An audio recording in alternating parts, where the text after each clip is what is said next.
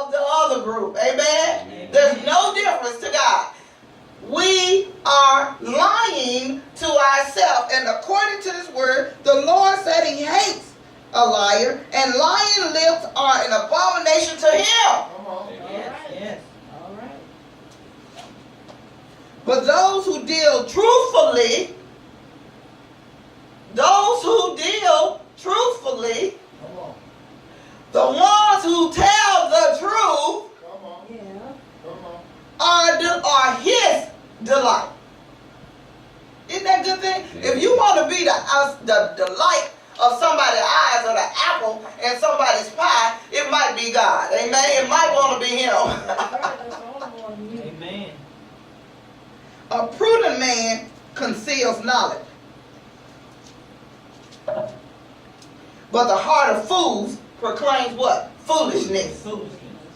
The hand of the diligent will rule, but the lazy man will be put to forced labor. Here, verse 25. Anxiety in the heart of man causes what? Depression. But a good word makes it glad.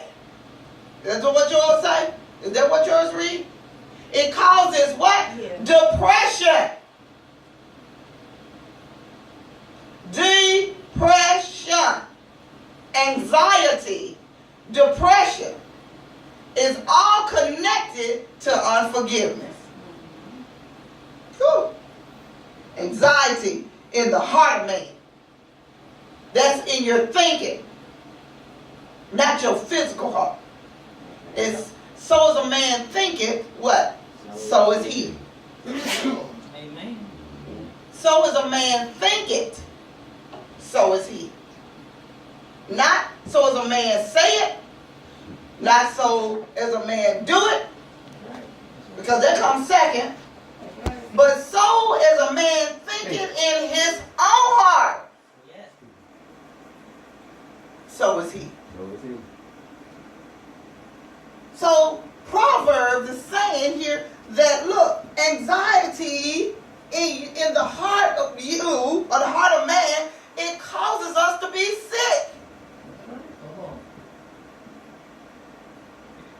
So now I got to take medicine for a state of depression to make my mood get better so I can operate in this world when really all I got to do is release some folks. Yeah. Isn't that something? Oftentimes, I have to release somebody so I won't be anxiety-ridden. Remember? What those fight or flight syndrome, I always want to be there, always got to, feel like I'm in battle, defense all the time, which causes me to be depressed because I'm tired. You can't stay at a state of fighting for too long without being tired. Have you ever been in a fight, a physical fight with your friend, growing up? You had these little fights, and I remember, I didn't have a lot of fights, but I fought a couple people growing up, because I was picked on as a kid. I was a little bitty something, little thin something. And I remember every day this little girl on the bus, and she was a little much bigger than I was a little too big.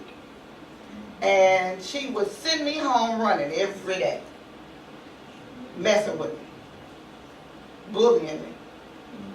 And I went home, every day that I can remember riding this bus, until one day my mom said to me, if you run home one more time, I'm going to run you back up there. I'm going to whoop you. And then you still got to get back on that bus. See, I was fearful. Okay? And here's the thing, the girl really didn't physically put her hands on me. How many of you know words have power? Amen. Amen. Yeah. Your words have power. And all she did was bluff me. See? And that was good enough. Much like Satan do to us. Yeah. Yeah. So she would bluff me and taunt me, or put a finger in my face, and then I get scared like, I know looking at her, she's bigger than me.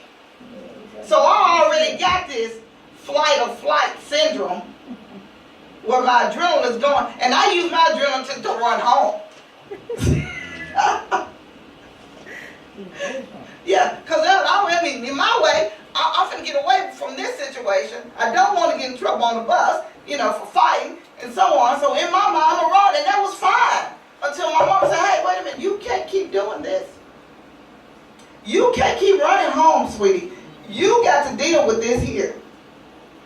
And I thank God for that, because had she not stopped me, my whole life of just looking at the opposition or looking at people bigger than me or looking at a mountain that would appear to be huge in my eyes would have caused me to be in a state of unrest all the time. I can just imagine if I hadn't dealt with it then, how anxiety-ridden I would be right about now. Because that was just one little thing. Then it would have been the next thing. It would have been something on the job. It would have been something else. The devil will use that fear and put you in a state of anxiety and not peace. Then I'd be sick right about now. God knows where I would be right about now. So I had to deal with the little girl, and I did. And then I realized, guess what? It really wasn't that hard anyway. She really wanted to be my friend, but didn't know how to. Because she was a little chubby something, I was a little slim something, and and she had some problems with that. Well, probably everybody was picking on her for being a little chubby. But have you found that hurting people tend to what? Hurt people. Hurt people. Yeah. So that's why I do believe that God takes his time and he looks at the heart of man, so he knows your motive behind whatever you're doing. Yes. Mm-hmm. We talk about Peter. We know that Peter denied. Well, Jesus told Peter, you're going to deny me. Wait, no. He told him, not only are you going to deny me, you're going to deny me 3 times before the rooster crows. That's early in the morning, amen? The roosters don't sleep. They come early in the morning crowing. And of course we know the story, right? And he did. But if you look at Mark 14, I do believe. Mark 14 and 50. I'm just going to read this really quick. Let's do 49. As Jesus was talking about Judas betraying him. And of course they all, looking baffled, I'm sure. And he